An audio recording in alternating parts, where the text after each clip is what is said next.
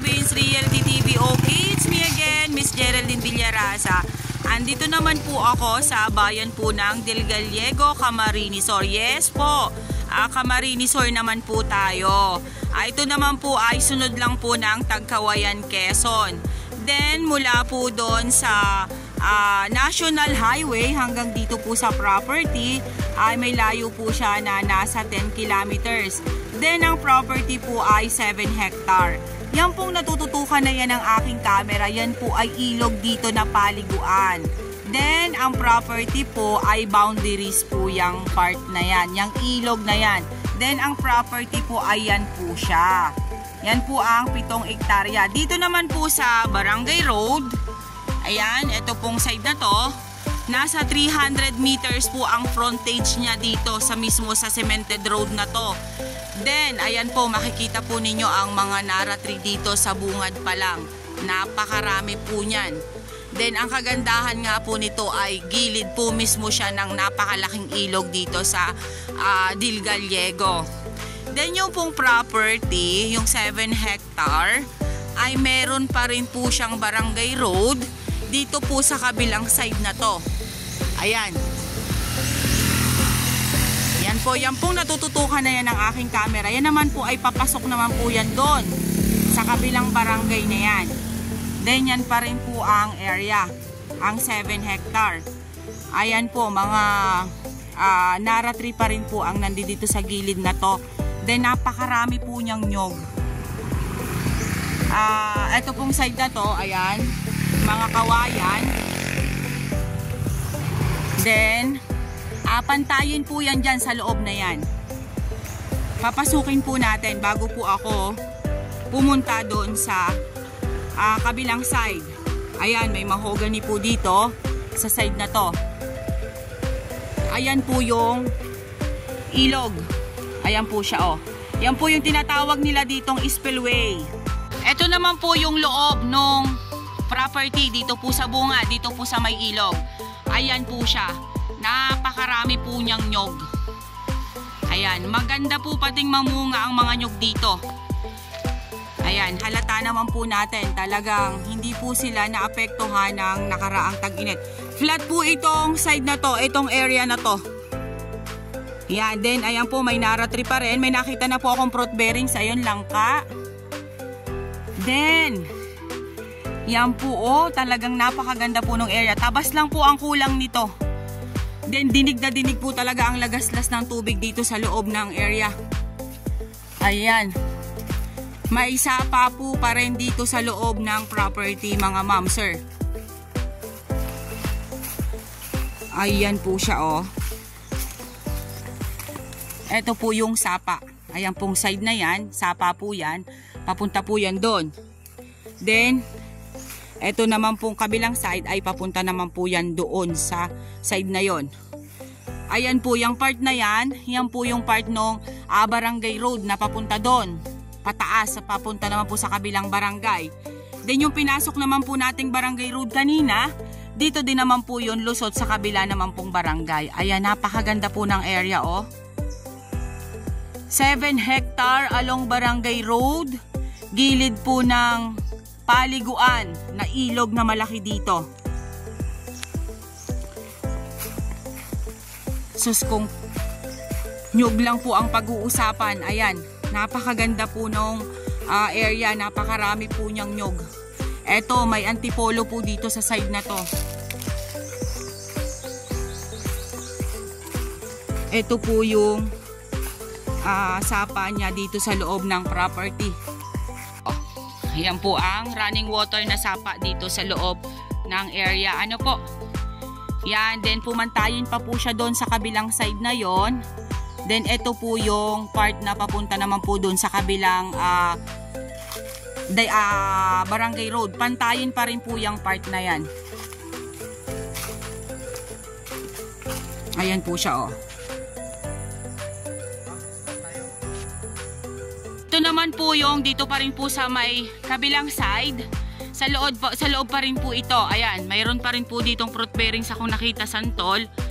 Then ayun po sa kabilang side na yan ay kalamansi. Ito pong iniikutan ng aking camera, yan. patag na patag po dito sa side na to. Maganda rin po ditong maglagay ng rest house. Ayan po ang mga nyug niya. Napakarami po niyang nyug.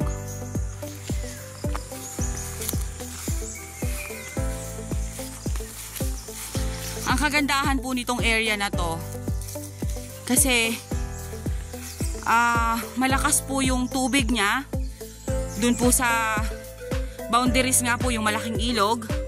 Paliguan po talaga siya, dinadayo po talaga siya. Then meron pong sapa dito sa loob. Ayun po sa kabilang side na yan, may sapa pa rin po yan. Yan, halos po naiikutan po siya ng tubig ang area. Ayan pa rin po oh. Napakaganda po ng property.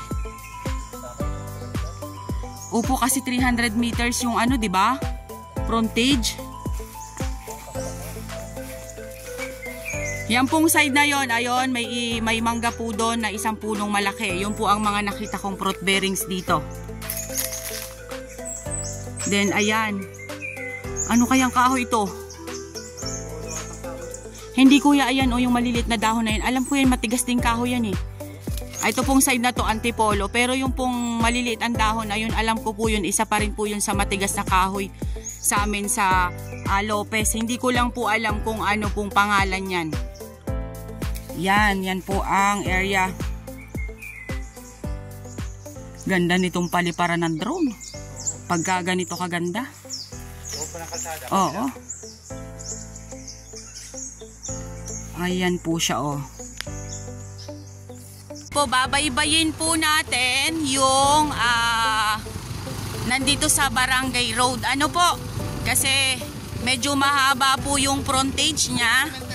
Kaya po mumotorin ko po siya kasi nasa 300 meters yung frontage niya dito sa Barangay Road. Ayan, napakarami po ditong mahogany na halos po isang kalaki na ng nyog.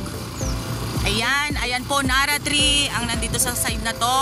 Wala na rin po tayong problema about sa electricity kasi ayan, meron po siyang poste ng kuryente. Then eto na po yung gilid ng cemented road. Ayan po siya. Then ayan po ang mga nyug niya. Napakarami po niyang nyug dito. Then napakarami din pong Nara tree. Ayan po siya oh. Eto pong kabilang side na to, nadala pa rin po nung area. Ano po? Pero hindi naman po siya ganon kahaba dito sa kabilang side na to ang frontage. Medyo maliit po ang frontage dito sa kabilang side. Hindi po katulad dito sa side na to na nasa 300 meters po yung frontage niya. Ayan po siya. Kasama pa rin po yan sa property.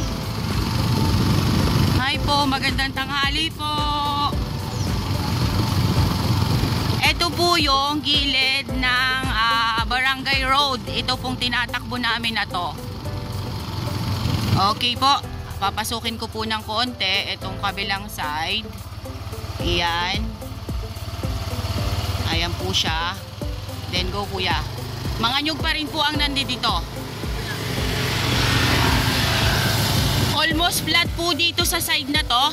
Ito pong side na to ng Barangay Road, almost flat po yan. Yan, napakarami pa rin po ditong Nara tree sa gilid. Yan, flat pa rin po itong side na ito. Yan. Flat na flat po dito sa part na yan. Kuya, saglit, papasukin ko itong flat na to. Okay po, papasukin ko po itong flat na to. Kasi ako po yung nakasakay sa motor kasi nga po ay ang haba nga po ng frontage dito sa Barangay Road. Medyo po malayo-layo po yung lalakarin ko kung lalakarin ko lang po siya. Ayan po ang yung kabila namang pising nung property. Napakaganda po niya oh.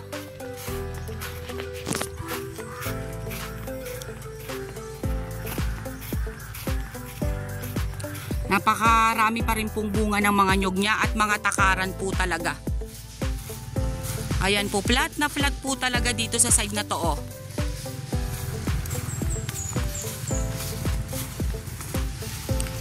Yan. Ayan po pa siya, oh. Matagal nyo pa pong mapapakinabangan ang mga coconut na to dito. Kasi talagang mga takaran pa rin po siya. Yan po, ito naman po kabilang to, kasama pa rin po siya. Kasama pa rin po siya doon sa 7 hectare. Then, ayan po yung Barangay Road. Then, ito po kasama pa rin po siya. Ito naman po yung dito sa kabilang side ng Barangay Road. Iyan, sinsin na sinsin po dito ang nyog. Then, napakarami po niyang hardwood.